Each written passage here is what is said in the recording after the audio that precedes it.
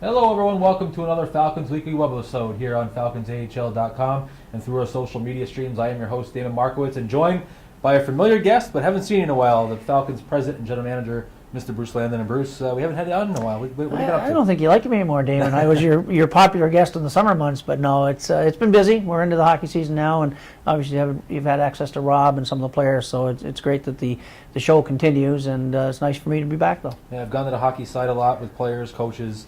They've all been great, some great stories here, but the viewership is down without you on there, so we got to go back to the old school ways here and get you back on. And before we do that, we've got a new presenting sponsor of these weekly webisodes, DK's Hockey and Lacrosse, down at the Enfield Twin Rinks, 1 Prior Road. Sorry for the pause there, got so used to the routine, but DK's Hockey and Lacrosse, 1 Prior Road, down at the Enfield Twin Rinks, the new presenting sponsor here of these weekly webisodes. And they threw me a curveball here. We get used to one, got to bring in another, but that's what professionals do, I guess. Well, that's what professionals do. It's nice to have another corporate partner on board with the Falcons. As you know, we live and die by our corporate sponsors and our fans, and we have so many tremendous corporate partners that stay with us, like what we do, like the return we give them, and like being involved with the hockey club, and that's it's certainly gratifying for us. Well, Bruce, we sit here early January 2012. A little bit of a year has gone by since the new ownership came on board. That anniversary hit right before Christmas in December. We sit here today because of an announcement that we made this morning. Right. Very important announcement, multi-year extension on a couple different items. I want to have you go into those. Well, thanks, Damon. Charlie and I, Charlie Pompey, the majority owner, and myself, both thought that one of the things maybe has been missing over the last little while is stability of the franchise. And when Charlie came on board a year ago, December, we had talked about that we need to get some continuity with our NHL partner, and maybe establish a little more stability with the franchise. Certainly it's tough to do these types of things when you're not drawing as well as you should be drawing, and attendance is off, and financially it's a challenge this year, there's no question about it. But after several conversations with Charlie, and our decision was to go forward. So I've had several wonderful discussions with the MCCA, who holds our lease here at the Mass Mutual Center.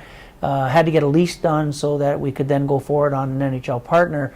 So I'm very thankful for Ken Sienkiewicz and Jim Rooney at the MCCA for being involved in what I consider very fair negotiations on allowing us to extend our lease here on a multi-year deal.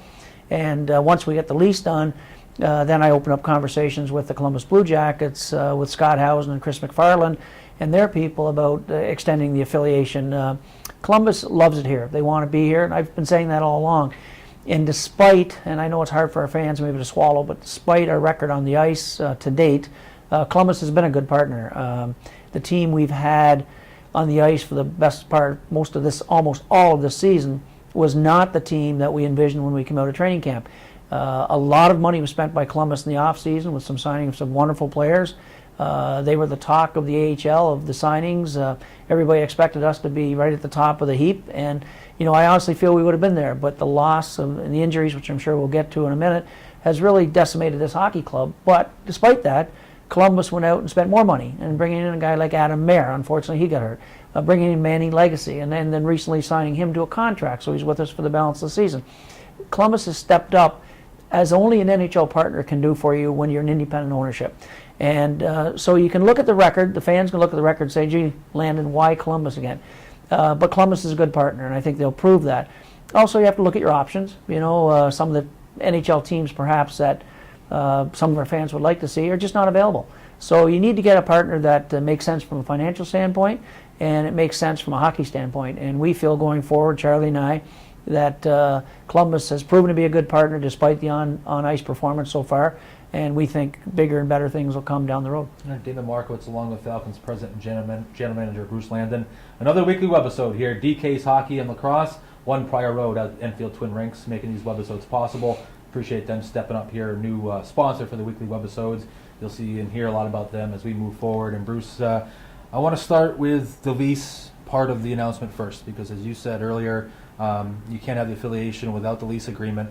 And not only the lease agreement, but this venue as a whole. Obviously, a venue, when you first started here, a.k.a. the Springfield Civic Center, right. Renovated, become the Mass Mutual Center. How important the lease was, which you've already touched upon a little bit, but just how special this venue is for an AHL franchise. Well, it's important to us, obviously, to operate in the building. It's important to our fans to have the amenities that we can offer. But it's important to our NHL partner as well that when they send their players here, they know they're going to be treated well by the Falcons staff and management, but they also know they have a wonderful environment for them to hone their skills. It's a great facility, the great locker room, weight room, medical room. It's got all the bells and whistles, and certainly things we can improve upon as we go down the road a little bit further. So the facility is wonderful for a lot of different reasons, and it's even better when there's 5,000-6,000 people in the building. So that's our task. That's the task of our staff to start filling this building and doing what we have to do to make this franchise successful.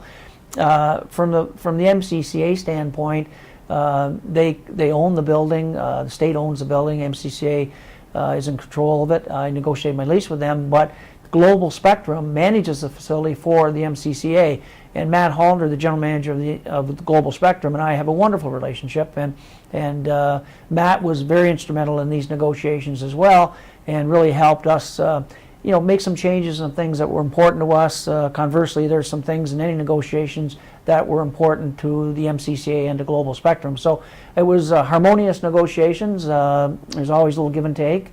You never walk away with everything you want. But on the other hand, I think based on what I know of leases around the league, ours is one that's fair and one that does give us a chance to survive. That all said and done, it's up to us to get fannies and seats and make this thing successful. So it's a great facility and a great facility for everybody, and now it's something's up to us to make it work. Here, David Markowitz along with Bruce Landon, another weekly webisode presented by DK's Hockey and Lacrosse, 1 Prior Road, out there at the Enfield Twin Rinks down there in Enfield, Connecticut. Great webisode sponsor. Appreciate them stepping up, making these webisodes possible as they become really popular. Don't forget about the social media streams. Go to falconsahl.com. Check out the official Facebook, official Twitter. Always updated. A lot of news going on right now. And I want to go next on the affiliation side of things. And this will now be, rivaling the Phoenix Coyotes years from the first 5, 6, 7 years of the franchise. This Columbus affiliation now, with the extension, will be our longest affiliation agreement with an NHL club. How important is it to maintain that, even from a player identity standpoint? You still hear a lot about the Danny Brières of the world. Cam Atkinson named an AHL All-Star on yesterday. How important is it to have an affiliation where you have some longevity so fans can start identifying with players and start falling in love with players? Well, I think first and foremost, the fans, most of them will look at where you are making the playoffs, not making the playoffs, but they also have to look at, as you said, being able to identify with fans, get to identify with players, rather, get to know the players. Cam Atkinson came in at the end of last year out of college, showed that he was going to be a dynamic young hockey player. He had a great training camp with Columbus and stuck up there for a while, but Columbus decided to send him down. Made the All-Star team. So, Cam more than likely, I'm not going to say that, but more than likely will be in Columbus next year. But at least our fans have had a chance to see him for part of 1 year and part of another year, so they can follow him a little bit as his career goes on, and same as they did with the Danny Brières and other players in the past. And we have Matty Calvert's another young player, and Nick Holden's third-year pro now, and Alan York will eventually become a prospect and get a chance to show that he can play at this level. So I think from a stability standpoint, Damon, that we've flip-flopped with affiliations over the years. Some are doing, some of it the doing of the NHL partner. Edmonton Oilers wanted to leave here, not because they didn't like it here, but they own their own AHL franchise and wanted to operate in Oklahoma City, and they put a darn good team in there this year, leading their division.